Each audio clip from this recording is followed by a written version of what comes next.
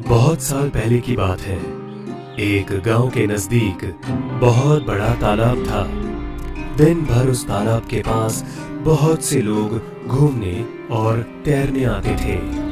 रात के समय भी उस तालाब के पास लोगों का आना जाना लगा ही रहता। ऐसी ही पूर्णिमा की एक रात, जब चांद की रोशनी तालाब के पानी पर चमक रही थी, तब तालाब के पास ढेर सारे लोग थे।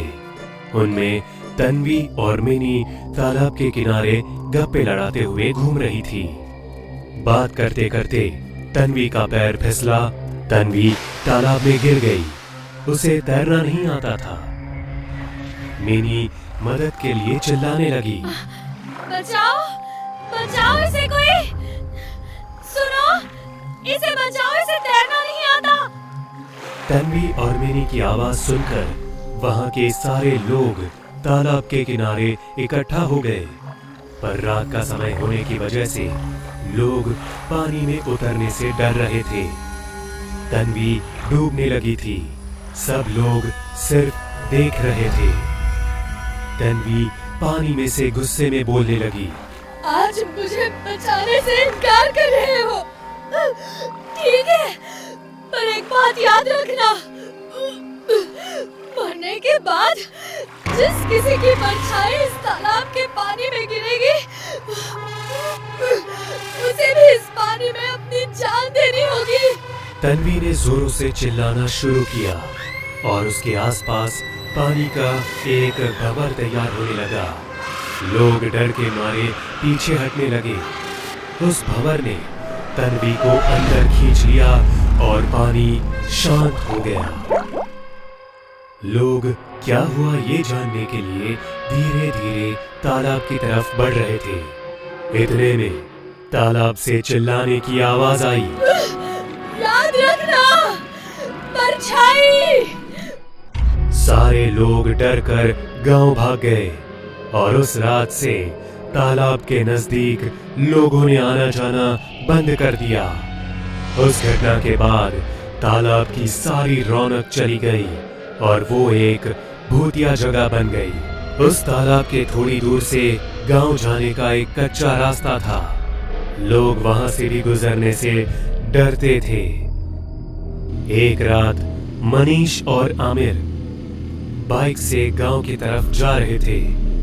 मनीष बाइक चला रहा था, पर जाते जाते वो तालाब के रास्ते पर रुके।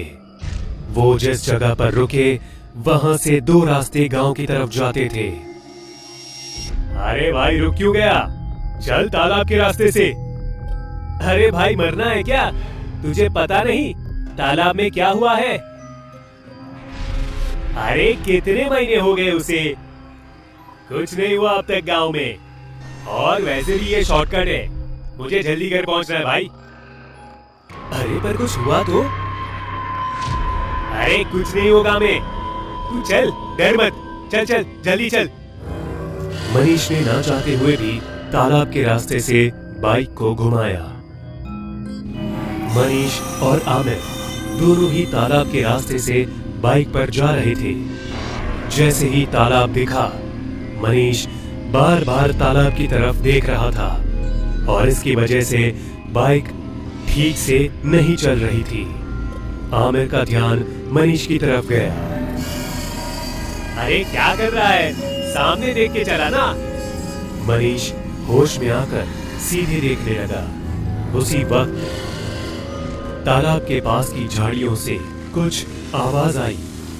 दोनों ने तालाब की ओर देखा। तालाब की सतह पर उन्हें एक चुड़ैल की परछाई दिखाई दी। दोनों बहुत डर गए। मनीष ने डर की वजह से बाइक को भगाना शुरू किया और वो बार बार उस परछाई की तरफ देख रहा था। रफ्तार और मनीष का ध्यान भटकने की वजह से बाइक का संतुलन बिगड़ा और वो गिर गए और तालाब में गिरते गिरते बच गए। दोनों ही तालाब के किनारे पर आकर रुक गए और उनकी परछाई पानी के ऊपर पड़ी। तालाब में हलचल होने लगी। दोनों ने तालाब में देखा तो उन्हें खुद की परछाई के साथ साथ एक चुड़ैल की परछाई भी दिख रही थी। दोनों डरकर भागने के लिए उठे, पर उनकी परछाइयां वहीं तालाब में जम गई। दोनों ही जान बचाकर भागने लगे।